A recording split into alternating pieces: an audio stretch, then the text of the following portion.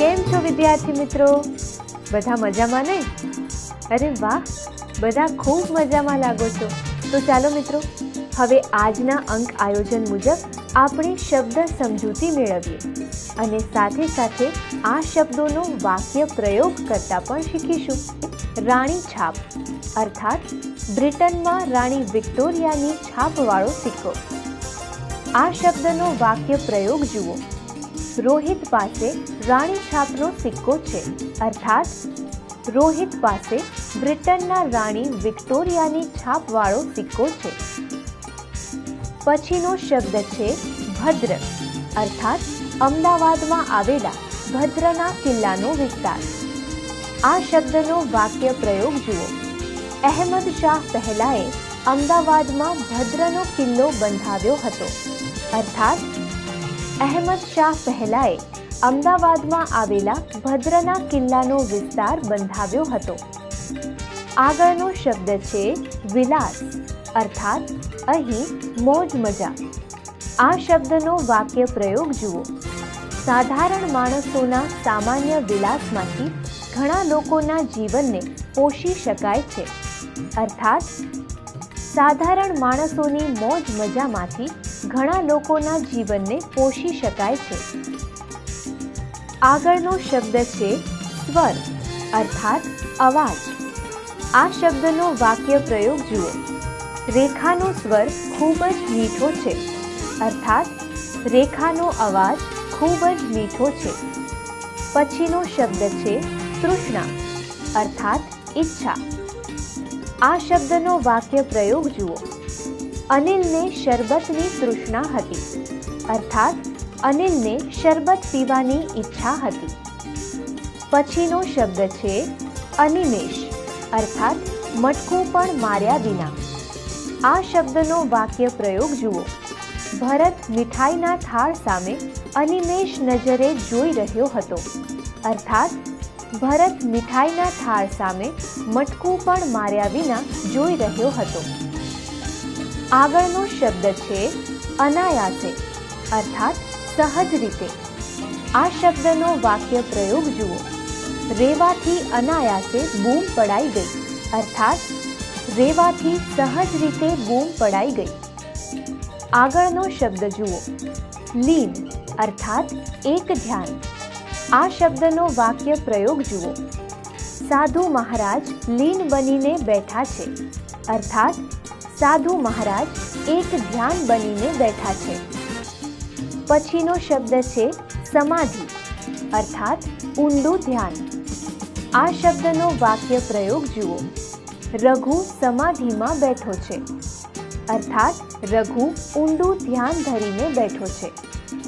આગળનો શબ્દ છે ઘેલછા અર્થાત ધૂન. આ શબ્દનો વાક્ય પ્રયોગ જોઈએ. ભીખુએ ઘેલછામાં હાથ લંબાવ્યો અર્થાત ભીખુએ ધૂનમાં હાથ લંબાવ્યો. આગળનો શબ્દ જુઓ. લઘર વઘર અર્થાત શીખરે હાલ. આ શબ્દનો વાક્ય પ્રયોગ જોઈએ. રવિના કપડાં લઘર વઘર હતા અર્થાત રવિના કપડાં શીખરે હાલ હતા. આગળનો શબ્દ છે બાનું અર્થાત સન્નારી અથવા મેડમ. આ શબ્દનો વાક્ય પ્રયોગ જોઈએ. બાનુની સાથે આવેલા પટાવાળાએ ગાડીનો દરવાજો ખોલ્યો અર્થાત સન્નારી સાથે આવેલા પટાવાળાએ ગાડીનો દરવાજો ખોલ્યો અર્થાત મેડમ સાથે આવેલા પટાવાળાએ ગાડીનો દરવાજો ખોલ્યો. આગળનો શબ્દ જુઓ. દ્રઢ અર્થાત મક્કમ. આ શબ્દનો વાક્ય પ્રયોગ જોઈએ. રાકેશ પોતાના નિર્ણય પર દ્રઢ હતો અર્થાત રાકેશ પોતાના નિર્ણય પર મક્કમ હતો. આગળનો શબ્દ જુઓ. આર્ત સ્વર અર્થાત દુઃખ ભર્યો અવાજ. આ શબ્દનો વાક્ય પ્રયોગ જુઓ. રિયાએ આર્ત સ્વરે પોતાની આપવીતી કહી અર્થાત રિયાએ દુઃખ ભર્યા અવાજે પોતાની આપવીતી કહી. આગળનો શબ્દ જુઓ. નેળ અર્થાત અહીં સાંકડો રસ્તો. આ શબ્દનો વાક્ય પ્રયોગ જોઈએ. નેળમાંથી બસ પસાર થઈ શકે નહીં, અર્થાત સાંકડા રસ્તામાંથી બસ પસાર થઈ શકે નહીં. આગળનો શબ્દ જુઓ, સ્તંભ અર્થાત થાંભલો. અહીં આધાર. આ શબ્દનો વાક્ય પ્રયોગ જુઓ. અમિત પોતાની ઘરડી માતાનો એકમાત્ર સ્તંભ હતો, અર્થાત અમિત પોતાની ઘરડી માતાનો એકમાત્ર આધાર હતો. પછીનો શબ્દ છે વદન, અર્થાત ચહેરો અથવા મોઢું. આ શબ્દનો વાક્ય પ્રયોગ જોઈએ. ભીખુનું વદન ભૂખથી કરમાઈ ગયું હતું, અર્થાત ભીખુનો ચહેરો ભૂખથી કરમાઈ ગયો હતો, અર્થાત ભીખુનું મોઢું ભૂખથી કરમાઈ ગયું હતું. આગળનો શબ્દ છે શર્મિંદુ, અર્થાત ઝંખવાણું. આ શબ્દનો વાક્ય પ્રયોગ જોઈએ. ચોરી પકડાતા કિરણ શર્મિંદો થઈ ગયો, અર્થાત ચોરી પકડાતા કિરણ ઝંખવાણો થઈ ગયો. આગળનો શબ્દ જુઓ, ભાંડરણા અર્થાત નાના ભાઈ બહેન. આ શબ્દનો વાક્ય પ્રયોગ જોઈએ. રેખાને 4 ભાંડરડા હતા, અર્થાત રેખાને તેના કરતા નાના 4 ભાઈ બહેન હતા. પછીનો શબ્દ છે સારવું, અર્થાત એક જગ્યાએથી બીજી જગ્યાએ લઈ જવું. આ શબ્દનો વાક્ય પ્રયોગ જુઓ.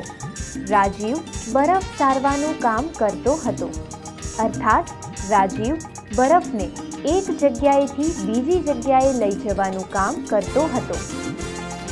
આગળનો શબ્દ જુઓ, ઉદ્યોગ અર્થાત અહીં ધંધો રોજગાર. આ શબ્દનો વાક્ય પ્રયોગ જુઓ. રમણલાલ કપડાનો ઉદ્યોગ કરતા હતા, અર્થાત રમણલાલ કપડાનો ધંધો રોજગાર કરતા હતા. પછીનો શબ્દ જુઓ, સંભાળવું અર્થાત યાદ કરવું. આ શબ્દનો વાક્ય પ્રયોગ જુઓ. દરેક માતા પોતાના બાળકના બાળપણને સંભાળે છે, અર્થાત દરેક માતા પોતાના બાળકના બાળપણને યાદ કરે છે. આગળનો શબ્દ જુઓ, કળાવો અર્થાત દેખાવો. આ શબ્દનો વાક્ય પ્રયોગ જોઈએ. પોતાની વાત કળાઈ આવતા રવિ હસવા લાગ્યો, અર્થાત પોતાની વાત દેખાઈ આવતા રવિ હસવા લાગ્યો.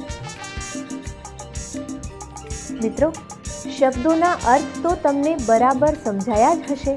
સાથે સાથે તમને અહીં આપેલ શબ્દોનો વાક્ય પ્રયોગ પણ શીખવા મળ્યો હશે. તો ચાલો હવે એક કામ કરો. ઝડપથી તમારી નોટબુક ખોલો અને આ શબ્દોના અર્થ તમારી નોટબુકમાં નોંધી લો.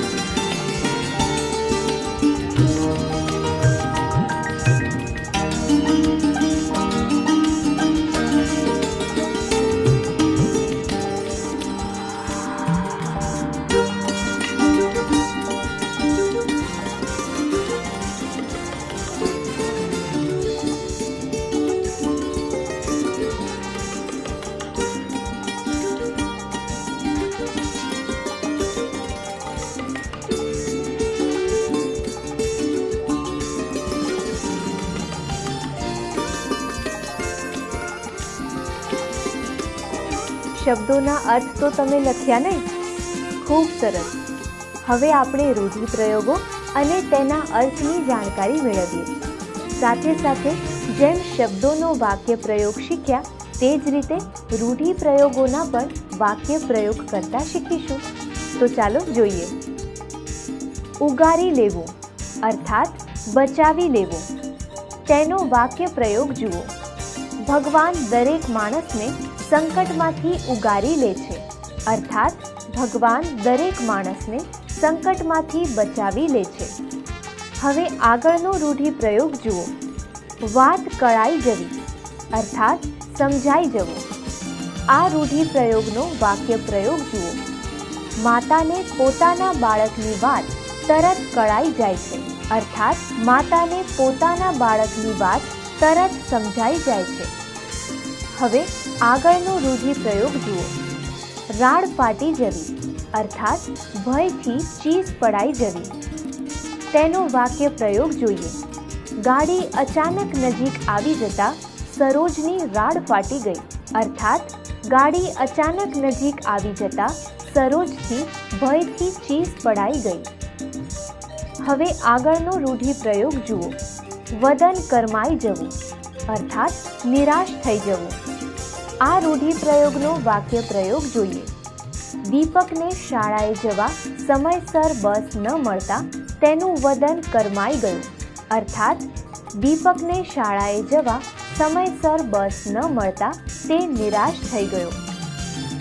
મિત્રો, જેમ તમે શબ્દોના અર્થ તમારી નોટબુકમાં નોંધ્યા ને, બસ તે જ રીતે આ રૂઢિપ્રયોગો અને તેના અર્થ પણ તમારી નોટબુકમાં તમારે લખવાના છે.